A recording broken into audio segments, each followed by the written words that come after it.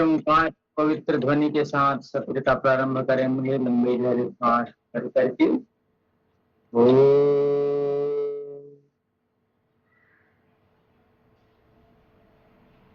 पूर्णमदः पूर्णमिदं पूर्णात् पूर्णमुदच्यते पूर्णस्य पूर्णमादाय पूर्णमेवावशिष्यते। ओम असतो मा सद्गमय तमसो मा ज्योतिर्गमय मृत्युर्मामृतं गमय। ओम शांति शांति शांति। चलिए धीरे से आंखें घुमा लेते हैं। और जो आंखें आज हम इतने स्वतंत्र पूर्वक आज अपने स्थान पर बैठ करके अपने आंखों से स्वतंत्र भारत को देख रहे हैं, आज से लगभग 25 साल पहले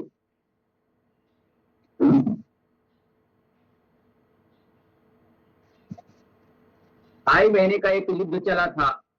3 मई 1999 से 26 जुलाई 1999 तक, आंखों के बाद गर्दन घुमा लेते हैं, एक विशेष युद्ध हुआ था हमारे देश में,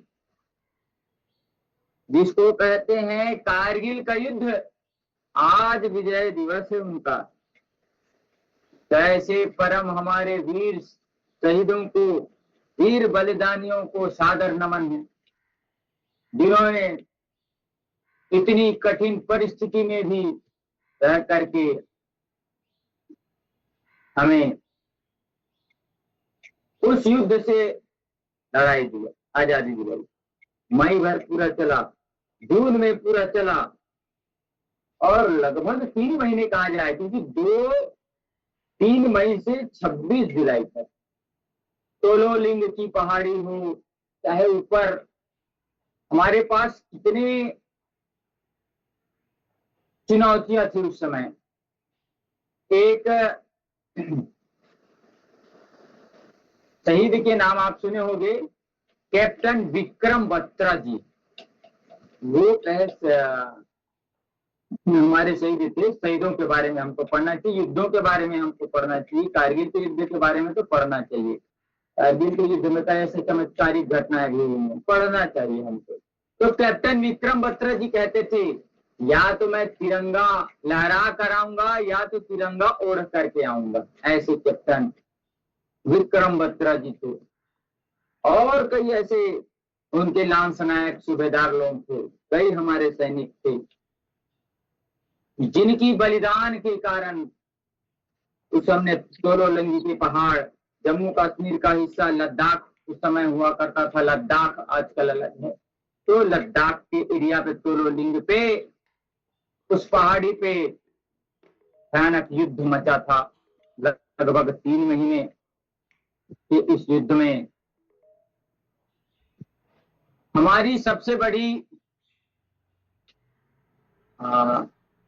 उस समय हम लोगों को क्या है तो समस्या ये थी कि हम पहाड़ के नीचे में थे, और पाकिस्तानी जो सैनिक थे, पाकिस्तानी जो आक्रांता थे, वह पहाड़ की चोटी से चढ़ करके तोलोलिंग के पहाड़ से लेकर के चाहे उधर की ऊपरी पठार से गोलीबारी करते थे, बमबारी करते थे। हम नीचे में रहते थे। इतनी कठिन समस्या थी उस समय। तो उस कठिन समस्या पे भी पार करके हमारे सैनिकों ने दिन रात मेहनत करके फिर मई निकाला, फिर जून निकाला, फिर जुलाई के भी 26 तारीख के आते आते उन कठिन दुर्गम लड़ाई को भी जीत लिया। तो नेतृत्व का भी बहुत असर पड़ता है।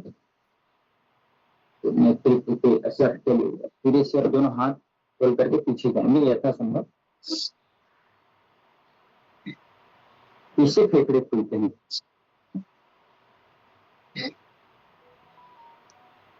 तो कारगिल के उन शहीदों को सत सत नमन है, बारंबार प्रणाम है।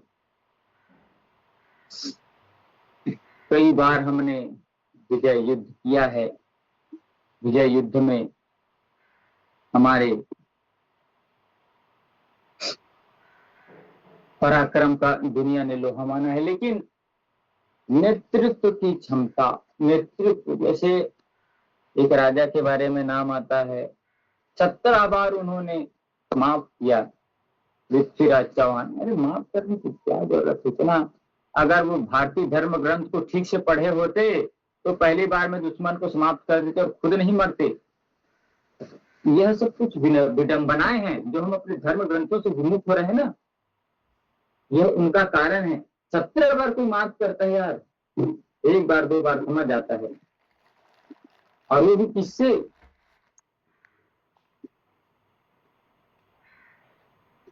आप पढ़िएगा इतिहास, और उसके बारे में ये बताया जाता है कि हमारा जो विमान एक बार हाईजेक हुआ था, अच्छे से टकराएंगे, दोनों पैरों को जोरदार टकराएंगे।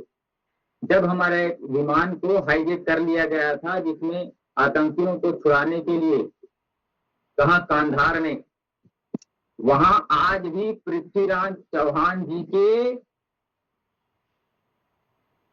उस समाधि स्थल को बड़े बड़े जूते रखे हैं, और जो भी कांधार वासी आते हैं 2-2 चप्पल लगा करके जाते हैं, 2-2 जूते मार करके जाते हैं। ऐसी स्थिति आप अध्ययन करिए, हवाई बात नहीं, आप देखिए, सुनिए, परखिए, क्या मजबूरियां रही होंगी। जो तुम्हें बताया जाता है कि वह जो हवाई जहाज था वो वहां पहुंच भी नहीं सकता था, वह भारतीय सीमा पे तो उतर सकती थी, लेकिन क्या मजबूरियां रही, क्या गठबंधन रहा आतंकियों के साथ, पता नहीं, कि हमें उस एरिया पे जाना पड़ा, कमर गर्दन सीधे करके अर्धचक्र क्रियासन का अभ्यास 20 बार। तो हमें अपनी ऐतिहासिक भूलों पे ध्यान देना है। अगर हम इतिहास नहीं पढ़ेंगे तो हमें मालूम नहीं होगा कि हमने क्या क्या गलतियां की। हम इतिहास नहीं पढ़ेंगे तो हमें मालूम नहीं पड़ेगा कि हमने क्या क्या अच्छाइयां की, हमें क्या क्या अपनाना है, क्या क्या छोड़ना है, सब हमको सीखना पड़ेगा। क्योंकि हमारा देश युद्ध का देश है और बुद्ध का भी देश है। नव बुद्ध अवतार भगवान बुद्ध जी हमारे यहाँ ही जन्म लिए हैं। भारतीयों की एक विशेष में प्रकार की बैठने के लिए आपको बताया। हमारा देश इतना ताकतवर है कि दुनिया का सिकंदर जिसको प्राणायाम का अभ्यास आज भी करेंगे। चलिएगा प्राणायाम का अभ्यास, अस्त्री का प्राणायाम सबके साथ थोड़ा घूम लीजिए, 10 बार दोनों तरफ घूमना है, 10 बार घूमिए अपने स्थान पे, बैठे बैठे अभ्यास।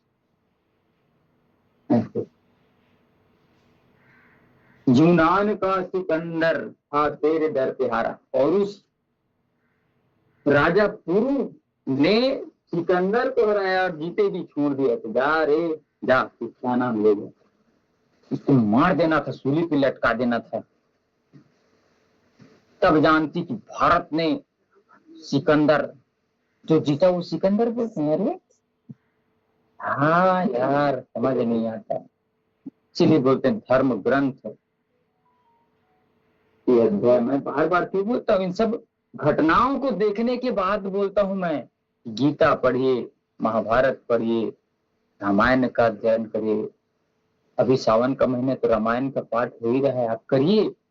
किस कांड में क्या हुआ था, क्या बोला गया था, किस एक्सेप्टेशन पे बोला गया था, ये सब समझना है हमको।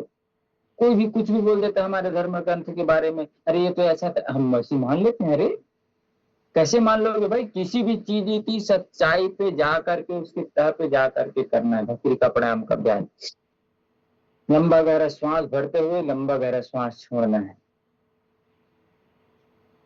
तो हमें अपने जड़ पे जाना है, अपने मूल पे जाना है।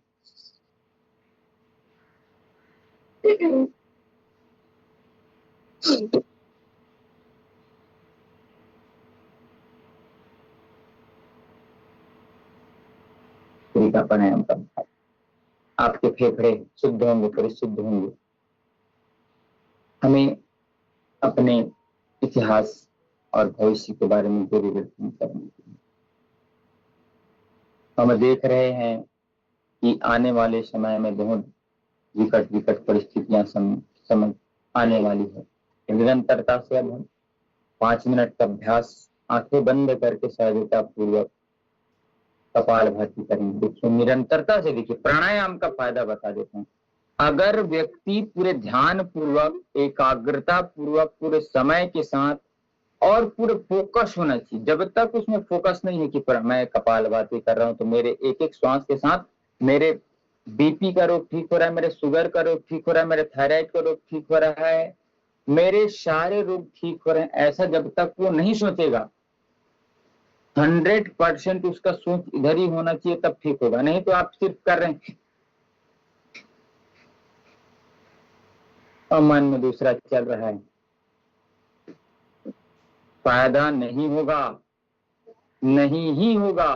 सीधे बता देता हूं आपको, फोकस पूरा करना पड़ेगा। उसके बाद देखिए, मैं तो बता दिया ना, आप जो चाहेंगे वो कर सकते हैं। तब हमारे प्राणायाम में इतनी क्षमता है, अगर आप नियम पूर्वक प्राणायाम अगर कर लें, कपालभाति कर रहे हैं तो पूरा फोकस पेट पे, नाक से श्वास बाहर छोड़ने का प्रयत्न करें।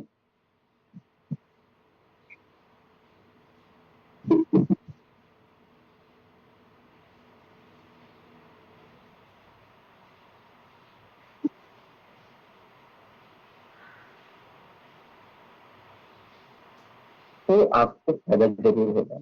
आपके रोग तो ऐसे दूर होंगे, गैस, कब्ज, acidity, ulcer, peptic ulcer, piles, fissure, fistula, जितने भी समस्याएं सब दूर होंगे। रोग होते क्यों हैं? दिनचर्या ही गलत है, लेकिन दिनचर्या को सही करने के लिए लोग लगते नहीं है। डॉक्टर बता देते हैं कि ये दिनचर्या जनित रोग है, लेकिन उसमें भी आदमी क्या करता है? दवाई ढूंढता है। मैंने पहले भी निवेदन किया था, अगर रोग का कारण ये है तो उसको पलट दीजिए। ये जब सामने आ जाएगा तो रोग रहेगा नहीं। मतलब गलत आदतें थी, गलत आदतों को छोड़ करके अच्छी आदतों की ओर आना है। सीधा है, किसी भी चीज में उल्टा कर देना है। एसिडिटी क्यों बनती है? क्यों बनती है एसिडिटी? ओवर ईटिंग करने से, ज्यादा तेल, मिर्च, मसाले, गर्म मसाले इत्यादि हार्ड मसाले का उपयोग करने से होता है। तो उसके लिए आप एंटासिड खाएं, ये तो अच्छे लक्षण नहीं है, मूर्खतापूर्ण काम है। हाँ, इमरजेंसी में ले सकते हैं, गलती हो गई तो, लेकिन आप वही गलती बार बार दोहराएं और फिर एंटासिड लेंगे तो फिर गड़बड़ करेगा। तो एसिडिटी से बचनी है आपको, अम्लता से बचनी है, तो आपको क्या करना पड़ेगा? तेल, मिर्च, मसालों से बचना पड़ेगा। सादे सिंपल तेल अच्छी क्वालिटी का खाइए, कम खाइए, और आपको मसाले भी कम लेना है। ओवर ईटिंग से बचिए, एसिडिटी होगी नहीं। सुबह सुबह एलोवेरा का जूस पीजिए, गिलोय का जूस पीजिए, आपको एसिडिटी रह नहीं सकती। चले निरंतरता पूर्वक कपालभाति का अभ्यास। हितभुक, मितभुक और ऋतभुक भोजन करने बताया। कल महोदय जी आपको बता रहे थे, क्योंकि ये आयुर्वेद में स्वस्थ व्रत कहते हैं। दैनिक दिनचर्या जो अपना होता है, दिनचर्या कैसे रखें, यह बहुत ही उपयोगी टॉपिक्स है ये आयुर्वेद में।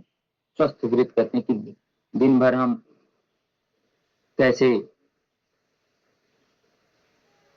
स्वस्थ रह सकते हैं। हमारे यहाँ पानी पीने का बताया गया, दंत धावन का बताया गया। दुनिया में जीभी करना हमने सिखाया, ये भी बात याद रखिएगा। दुनिया में कहीं पे भी जीभी आदि नहीं किया जाता। तो जीभी करने के लिए भी आप किसका उपयोग करें? तांबे का जो आता है वो। प्लास्टिक का ना करें। देखिए प्लास्टिक का सर्वथा त्याग करना बहुत जरूरी है। गंडूस कमल क्रिया करना बहुत जरूरी है। इसमें क्या करते हैं हम? पानी को मुंह में डाल करके अच्छे से उसमें कुछ कहते हैं, कमल गंडुष कहते हैं हमारे यहाँ। दांत साफ करके मुख में तिल या सरसों का तेल मुंह में भर करके दाएं बाएं घुमाना है, इसको गंडुष क्रिया कहते हैं आयुर्वेद में। यह करिए, इससे आपकी दांतें मजबूत होंगी। ठंडा गर्म जो पानी लगता है, खट्टा पानी जैसे लगता है दांतों पे, खट्टा खट्टा लगता है दांत, आवाज गंभीर हो जाती है, चेहरे पे कोमलता आती है इससे। गला नहीं बैठता, होंठ नहीं फटते, सिर के रोग नहीं होते, कान के रोग नहीं होते, जी नहीं मिचलाएगा, सुस्ती नहीं आएगी, अरुचि नहीं रहेगा। ये सब रोग ठीक होते हैं किससे? एक क्रिया करने से, कमल गंडुष। शुद्ध तिल का तेल, शुद्ध सरसों का तेल लेकर के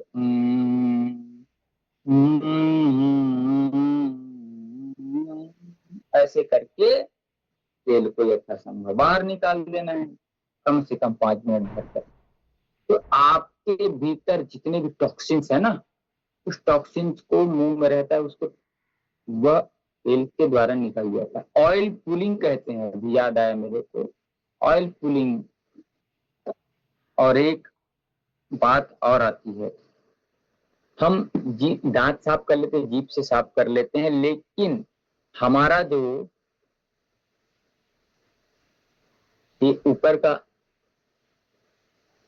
तालू है ना, उसको जीभ से सुबह ऐसे साफ करना चाहिए, वहां की गंदगी भी ना साफ होना चाहिए।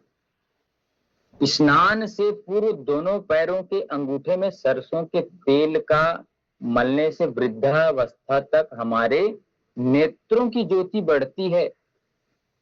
नहाने के पूर्व हम तेल मालिश का विधान ये है कि सबसे पहले आप नहा लीजिए, सरसों का तेल अच्छे से रगड़ करके आप रहिए थोड़ा देर, उसके बाद वह पूरे शरीर पे जाएगा, उसके बाद आप नहा लीजिए।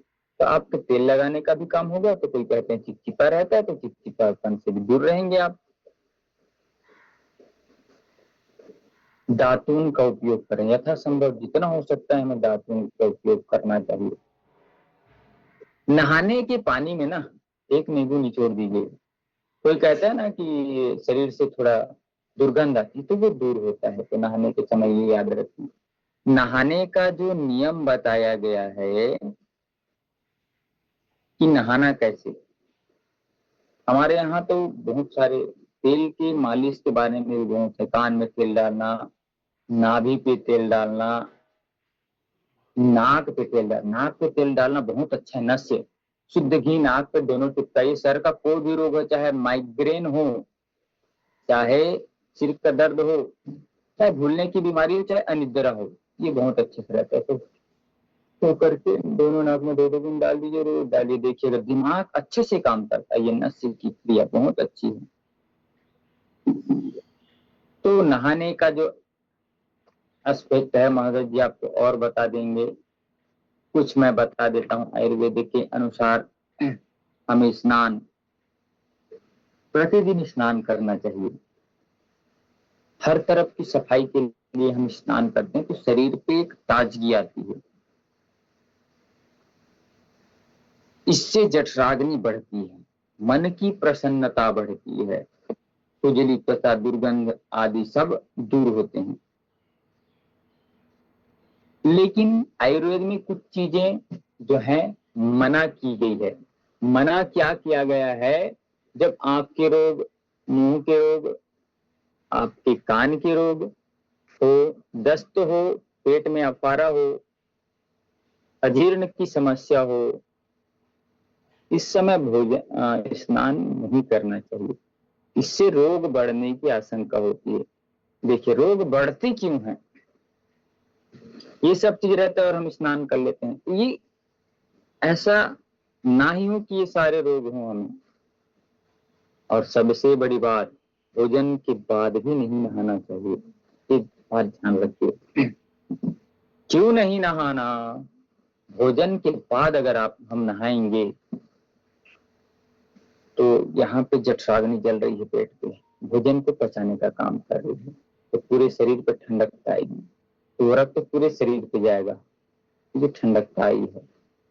सब जगह पे ठंडक है तो वो यहाँ का रक्त जो है यहाँ भर जाएगा और यहाँ पे जो आग जल रही है वो बुझ जाएगा, तो ये अजीर्ण होगा। अजीर्ण होगा तो कब्ज होगा, कब्ज होगा तो एसिडिटी बनेगी। कब्ज ज्यादा दिन तक रहेगा तो हम क्या करते हैं, ऐसे बैठ करके हाँ निकल जाए निकल जाए, प्रेशर देते हैं। प्रेशर देने से ही क्या होता है, पाइल्स होता है। तो इससे बचने से, ज्यादा समय तक खड़े रहने वालों को भी पाइल्स हो जाता है। एकदम ज्यादा खड़े खड़े वजन उठाने वालों को भी पाइल्स होता है। तो इनसे बच करके हमें चलाना चाहिए। दिनचर्या हमको अच्छा रखना चाहिए, कोशिश करना चाहिए। क्या कोशिश करना चाहिए कि सूर्योदय की पूर्व स्नान करें। मेरा हमेशा से यही कोशिश रहता है कि मैं आज भी नहा करके पूजा पाठ करके, पूजा और पाठ दोनों करके मैं आ गया हूँ। मेरा हमेशा कोशिश रहता है कोई मैं सूर्योदय की पूर्णा। इससे क्या है, जठराग्नि मजबूत रहती है। क्योंकि जैसे ही सूर्योदय होता है वैसे ही हमारे भीतर जठराग्नि जलना चालू हो जाती है पेट पे, और उस आग को हम उस समय उसके बाद नहाते हैं तो नुकसान होता है। देखिए हमारे बीमारी का कई सारे कारण हैं। देखिए सुबह नहाने का हमारा नियम, हम सबसे पहली बात जो करते हैं लेट नाइट सोते हैं, ये सबसे बड़ा कारण। जल्दी नहीं खाते। अगर आप 6 बजे 6:30 बजे तक खा लीजिए, उसके बाद आप अपना बिजनेस व्यापार करिए ना, 9 बजे तक करिए, बहुत अच्छा रहेगा आपके लिए। तो भोजन 6:30 बजे किए, 7:30 8:30 9, 2.5 घंटे का समय मिल गया। 2.5 घंटे तक आप अपना जो काम करना है कर लीजिए, कितना अच्छा रहेगा आपके लिए। उसके बाद आप 10 बजे सो जाइए, सुबह 4 4:30 5 बजे तक लास्ट उठ जाइए, जैसी आपकी इच्छा वो है। एकदम लास्ट है, एकदम से भी एकदम है, नहीं पे भी नहीं, भूल गए वाले उस दिन 5:30 उठिए, तुरंत धावन करिए, शौच आदि से निवृत्त हुए तुरंत नहा लीजिए, उसके बाद योग व्यायाम करिए, कितना अच्छा शरीर रहेगा। गलतियां देखिए, छोटी छोटी गलतियां बड़े बड़े रोग उत्पन्न करते हैं। जठराग्नि क्यों होती है? जठराग्नि मंद इसीलिए होती है कि हम ये सब कारण करते हैं। अनुलोम विलोम प्राणायाम करने के लिए कपालभाति का निरंतरता से करना है कोई भी चीज।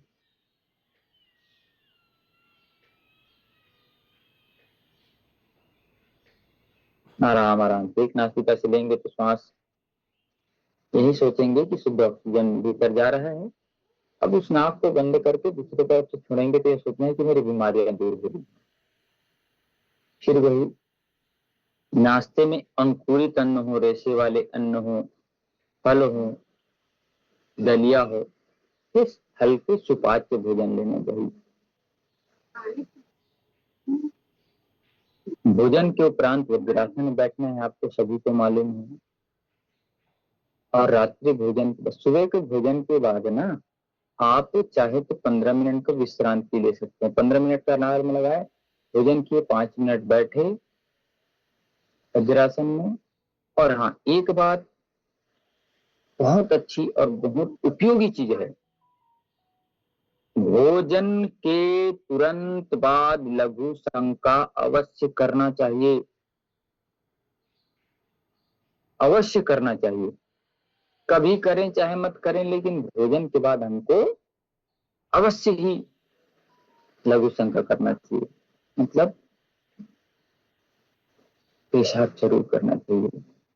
यह कई जगह मैंने पढ़ा है और बहुत अच्छा होता है स्वास्थ्य के लिए। करके देखिएगा और अनुभव करिएगा। निरंतरता से आप हर चीज को पालन कर, निरंतरता रहना चाहिए, 1 दिन 2 दिन का कुछ नहीं। नहाने का स्नान तो आप देखिए सूर्योदय के शुरू करें तो बहुत अच्छा, नहीं तो फिर स्वास्थ्य में छोटी छोटी चीजें जो है, छोटी छोटी चीजें हमें महान बनाती है और छोटी छोटी चीजें हमें नुकसान करती है। तो इन सब चीज से बचना चाहिए। भोजन के उपरांत नहाना नहीं है।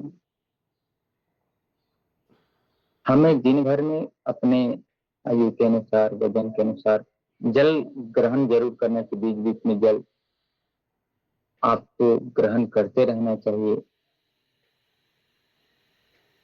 सदैव कमर की हड्डी सीधी करके बैठनी चाहिए, रीढ़ की हड्डी ऐसे सीधे करके बैठनी। ऐसे जब झुक करके बैठते हैं ना, तुम्हारा L1 L2 L4 L5 ये मुड़ जाता है। ऐसे मुड़ेगा तो कुछ कई सारी समस्याएं आएंगी, साइटिका होगा, पेट में कमर में दर्द होगा, गर्दन पे दर्द होगा, क्योंकि इधर ऑक्सीजन नहीं। ऐसे बैठना चाहिए हमेशा, इसी के सीधापन में बैठेगा। छोटी छोटी चीजें हमको बहुत जरूरी है। खाने के पूर्व अगर आपको पानी पीना है तो कम से कम आधे घंटे पूर्व पिए, कम से कम है, जैसे तो 45 मिनट का है।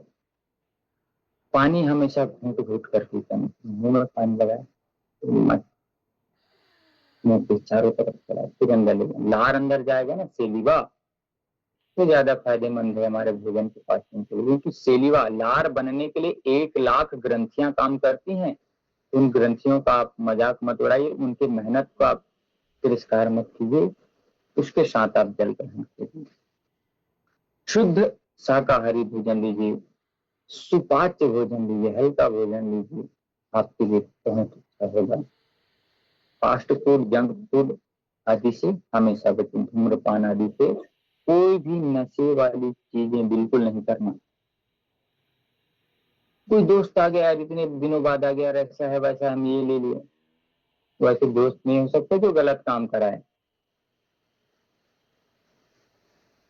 क्षमा करिएगा, आप अपनी जगह पे दृढ़ हैं तो आपको कोई डिगा सकता नहीं।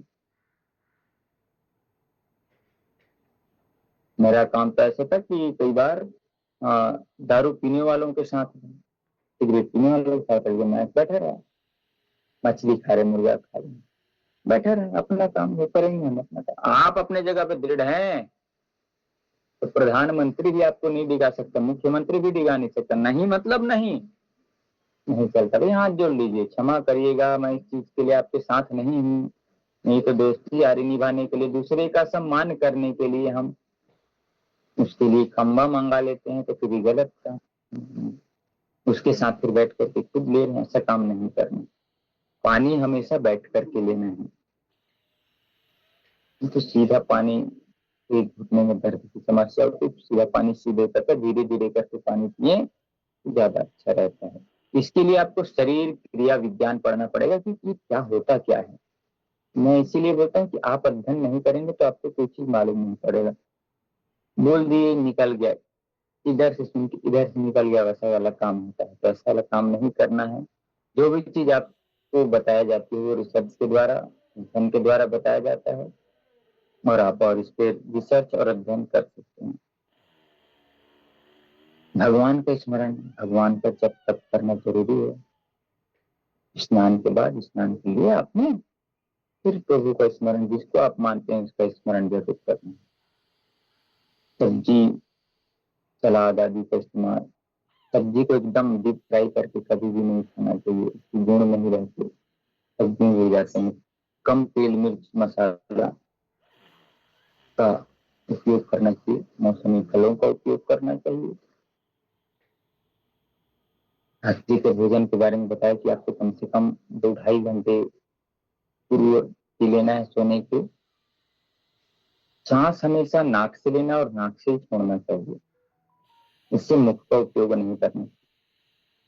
कोई भी वेग आता है आपको, मल का हो चाहे मूत्र को हो, कोई भी वेग आता है, मतलब इच्छा होती है, तो उसको आपको रोकना नहीं है। अगर व्यक्ति कोई मल का वेग रोकेगा, अगर लेटरिन उसको लग रही रोकेगा तो उसके मुंह में छाले होंगे, अल्सर होगा, पेट पे पाइल्स होगा, क्योंकि कब्ज बढ़ेगा। तो यूरिन रोकेगा तो उसको पथरी होगी। तो ये सारी चीजें नहीं रोकना। सर में दर्द होगा, मल और मूत्र के वेग को रोक। तो इन वेगों को आपको रोकना नहीं है, एकदम विलासितापूर्ण जीवन ना रखें। जीवन में वाणी के व्यवहार, वाणी के और व्यवहार के विचार के दोषों को देखना है कि मैं कुछ बोल रहा हूं तो किसी को तकलीफ तो नहीं हो रही है। ये सब चीजें हमको देखना है। कम से कम 6, अधिकतम 8 घंटे की नींद आप स्वस्थ लोगों के लिए ठीक है। कम से कम 6 तो लेना ही है, अधिकतम 8 कर सकते हैं। और उसके बाद 8 साल से नीचे और 60 साल के ऊपर की दिनचर्या सेम हो जाती है। उनके लिए देखिए, स्वास्थ्य में ये कहा गया है, धार्मिक ग्रंथों पे एक बात आती है, बालक, वृद्ध और रोगी के लिए ज्यादा नियम कायदे ठीक नहीं होते। अगर कोई रोगी व्यक्ति है तो उसके लिए नियम अलग है। इस स्वास्थ्य संबंधी बातें ही बता रहा हूँ। कई बार धार्मिक ग्रंथ कहता है ना, ग्रहण के समय भोजन नहीं करना, लेकिन उस समय बालक है, वृद्ध है, रोगी है, उसको दवाई लेना है, तो उसको ग्रहण के समय भी भोजन दिया जा सकता है। ग्रहण का काल है तो आप तुलसी के पत्ता उसमें डालिए और लीजिए। वैसे तो तुलसी के पत्ता रोज हमको अपने पानी के बर्तन में रख करके पीना चाहिए, जिससे तुलसी का अर्क आपके भीतर जाए। तुलसी बहुत ही अच्छा एंटीबैक्टीरियल, एंटीवायरल उसके गुण पाए जाते हैं। आप हमेशा उत्साह पूर्वक रहेंगे, आनंद पूर्वक रहेंगे। ये कब होगा? जब आप अच्छे कार्य करेंगे ना, कार्य आप अच्छे करेंगे, गलत काम नहीं करेंगे, तो आपका मन प्रसन्न रहेगा। मन प्रसन्न रहेगा तब आप अच्छे से रहेंगे। और कोई व्यक्ति गलत काम करे तो ये दिख रहा है मेरे को, दिख रहा है, वो जान जाएगा तो क्या होगा? इससे क्या होता है? धड़कन बढ़ती है, बीपी की समस्या होती है, फिर धीरे से हार्ट की समस्या होती है। एक गलत काम करने से व्यक्ति हार्ट अटैक तक पहुंच सकता है, क्योंकि वो हमेशा डरा रहेगा, संकुचित रहेगा।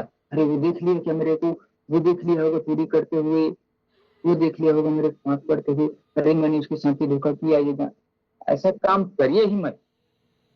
अपना काम जो भी है ईमानदारी पूर्वक करेंगे तो बीपी, शुगर, थायराइड सारी बीमारियों से बचते रहेंगे। जीवन शैली को सुधारना है। क्या है जीवन शैली? मैं कोशिश करूंगा कि आपको सुबह से लेकर के रात तक के जो जीवन चर्या है, कोशिश करूंगा आपको भेजूं।